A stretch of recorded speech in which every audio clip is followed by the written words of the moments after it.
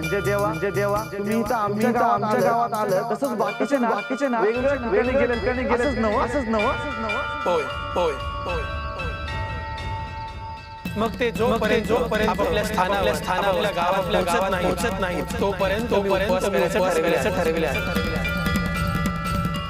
एकदा ते आपल्या स्थानावर पोहोचले की मी स्वतः तुमच्याकडे भिक्षा मागायला काय करू देवा आमचं मन नाही राहिलं बघा. आम्ही दोघं जेवलो नाही म्हणून तुमच्यासाठी जेवण घेऊन आलो.